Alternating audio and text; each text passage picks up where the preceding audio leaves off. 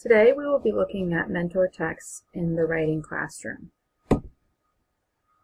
In this presentation, we will consider how students who deeply understand and connect to print-based resources will more readily be able to apply those elements as writers. So first we need to consider what are mentor texts. When we think about what a text is, it is the glue that binds reading and writing processes together. So how do we select a mentor text? How do we know what the characteristics are?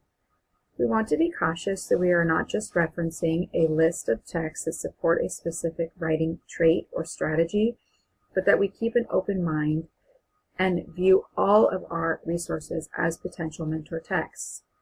How do we spot one? They should serve as co-teachers.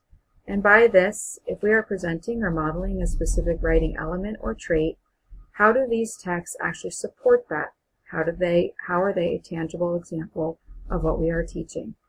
They should be exemplary examples of specific writing traits. They should be loved and filled with inspiration. In turn, they should be texts that have been experienced deeply as a reader, not those that have just been looked at superficially. They should be ones that have been looked at again and again, that have been viewed at through different perspectives or lenses, and they should be used to consider the writer's choices and why each choice was made. What is the link between reading and writing? So consider this. The ability to find good writing and identify what makes it effective will carry students through their education and is the momentum that moves writers forward. In The Writing Thief, Callum goes on to suggest that reading is like breathing in and writing is like breathing out. So let's look at the relationship between the two.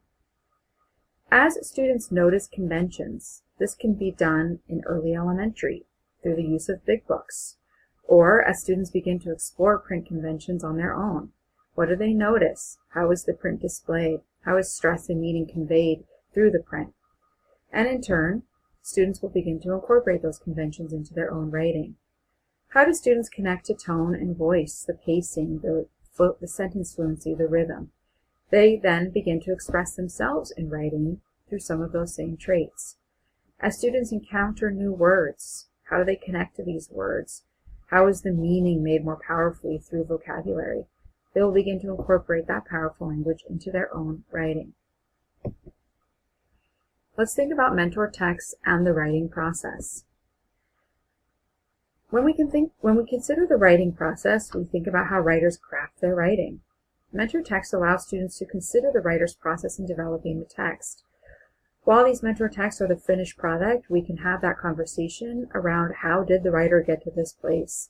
It provides opportunities for planning and brainstorming as we read many different texts by a single author on a certain theme or genre.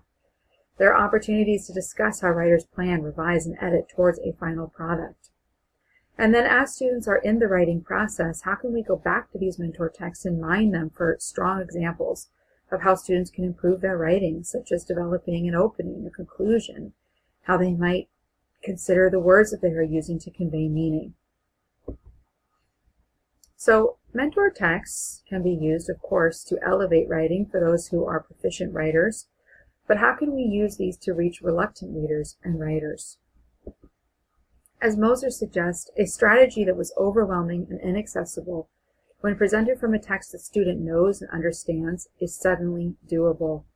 This is really critical for reluctant readers and writers who often feel frustrated by these two processes, who lack a sense of confidence and self-esteem. So how can we increase confidence and motivation through the use of mentor texts?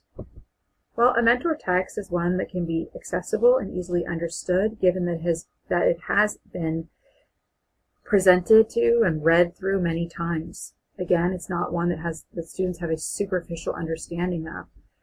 So because they have a deep understanding of it, they are then able to offer their ideas and discuss. How did the writer develop a character? How did the writer convey understanding or present information in a way that is easily understood?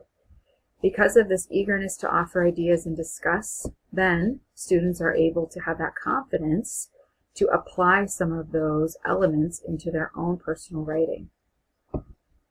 So in conclusion, Writers who explore and identify good writing take risks in applying these features.